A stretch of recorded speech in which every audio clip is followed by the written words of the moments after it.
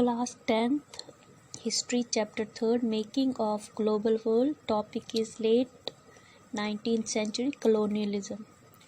Last video में students आपने पढ़ा कि कैसे starting of 19th century Europe particularly in Britain में इंडस्ट्रियल रेवोल्यूशन आने की वजह से रैपिड सोशल इकोनॉमिक चेंजेस आए, ट्रेड और ज़्यादा बढ़ने लगा और वर्ल्ड के हर कोने में फैलने लगा, लोगों का लिविंग स्टैंडर्ड बढ़ा। बट इसके साथ इन सब का नेगेटिव साइड भी देखने को मिला और वो था loss of freedom for some regions of the world.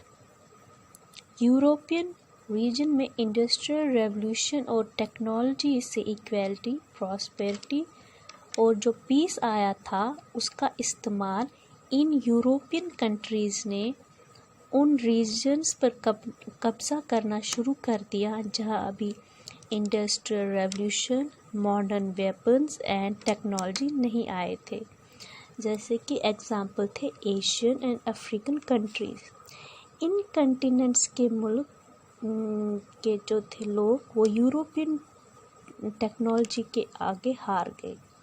उसमें जो आपको पता ही आपकी खुद की कंट्री का एग्जांपल है। यूरोपियन कंट्रीज़ ने पहले इन रीजन्स को अपना कॉलोनी बनाया फॉर ट्रेड्स और फिर धीरे धीरे इन रीजन्स पे कब्ज़ा करना शुरू कर दिया, जिसे कहते हैं कॉलोनियलिज्म। और जब पूरी तरह कब्ज़ा हो सोशली, पॉलिटिकली, इकोनॉमिकली तो उसे कहते हैं इम्पीरियलिज्म।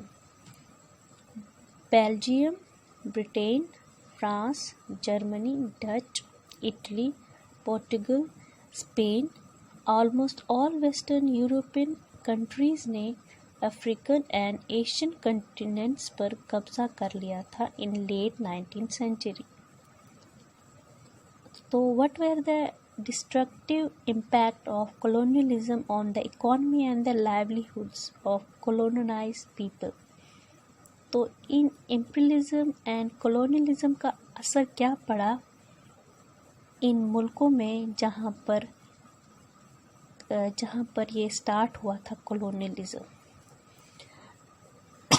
colonialism and imperialism का जो असर इन गुलाम मुल्कों पर पड़ा उसका असर आज भी आपको देखने को मिलता है आपकी अपनी कंट्री और अफ्रीकन कंट्री में जो पुअर लोग हैं। अफ्रीकन कंटिनेंट पर सबसे पहला और ख़तरनाक जो असर पड़ा कॉलोनियलिज्म का वो स्टार्ट हुआ फ्रॉम 1890s में, जब एक तेज़ी से फैलने वाली प्लेग की बीमारी मवेशियों को लगने लगी। जैसे कि आजकल कोरोना वायरस इंसानों में फैला हुआ है, उसी तरह इन लेट 19th सेंचुरी एक बीमारी शुरू हो गई थी अफ्रीकन कैटल्स में। इसमें कई लाखों की तादाद में जो अफ्रीकन मवेशी वो मरने लगे, क्योंकि अफ्रीकन पीपल का गुजारा इन्हीं मवेशी से होता था। तो इसकी वजह से उनको इनका गुजारा अफ्रीकन पीपल का गुजारा छिन गया और धीरे धीरे वो भुखमरी के कगार पे पहुंच गए। तो ये इस बीमारी को रेंडर पेस्ट कहते थे। तो ये जो रेंडर पेस्ट की बीमारी थी ये अफ्रीकन मवेशियों में कहाँ से आई? जैसे कोरोना वायरस की बीमारी चाइना से आई, वैसे ही रेंडर पेस्ट की बीमारी आई थी उस टाइम ब्रिटिश एशिया से, यानी कि इंडिया और या अरेबियन कंट्री से ये पहुंच गई थी अफ्रीका में। ये कैसे आई कि उस टाइम ईस्ट अफ्रीका में इटालियन फ़ौज आई थी उस जगह को कब्ज़ा करने के लिए। तो उनको खाने पीने की सामान में भेजा जा रहा था मीट एनिमल्स का। तो वही जो एनिमल्स का मीट था वो इन्फेक्टेड था।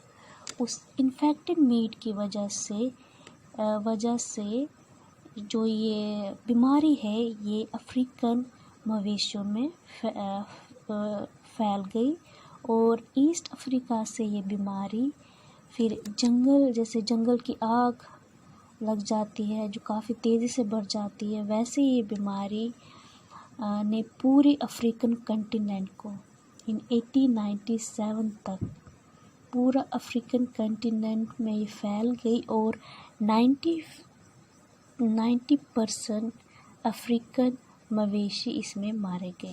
اس سب کا فائدہ ملا یوروپین کنٹریز کو جو افریقن ریجن کو قبضے میں لینا چاہتی تھی، بیکاز یہ کنٹیننٹ کافی بڑا تھا، زمین بہت تھی، پاپولیشن کم تھی، گولڈ ڈائمنڈ کی مائنز کا یوروپین ایکسپلوررز نے پتہ لگایا تھا، پلانٹیشن کا بھی کافی اسکوپ تھا۔ ان سب کا فائدہ اٹھانے کے لیے ٹریڈ میں اور پیسہ کمانے کا فائدے کے لیے یوروپین کو اس رنڈرپرسٹ بیماری سے کافی فائدہ ہوا۔ نقصان تو ہوا افریقن پیپل کا، مگر جو فائدہ ملا وہ یورپ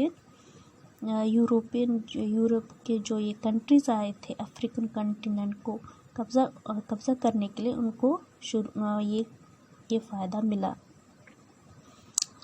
کیونکہ ان کو ضرورت تھی چیپ لیبر کی مائنز اور پلانٹیشن میں کام کرنا، اور کیونکہ افریقن پیپل کا گزارا مویشی سے ان سے چھن گئے تھے، تو ان کے پاس اب کوئی کام نہیں بچا تھا، اور اپنا کام چلانے کے لیے اب ان کو یوروپین کے under as a labour, cheap labour کام کرنا شروع کر دیا۔ اور یہ ایک بہت بڑی وجہ رہی، apart from absence of technology in Africa, جیسے کہ انڈیا میں تھا ویسے ہی وہاں پر بھی ایبسنس آف ٹیکنالوجی تھی، جس کی وجہ سے افریقن ہار گئے یوروپین سے، جیسے کہ انڈیا میں ہوا۔ مگر اس کے ساتھ ساتھ جو یہ رنڈرپرسٹ کی بیماری آئی وہاں کے مویشیوں میں، کیٹلز میں، یہ بھی ایک بہت بڑی وجہ بنی جس سے امپریلزم سٹارٹ ہوا، یا پوری طرح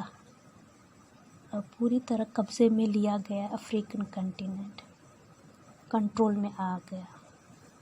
تھینک یو۔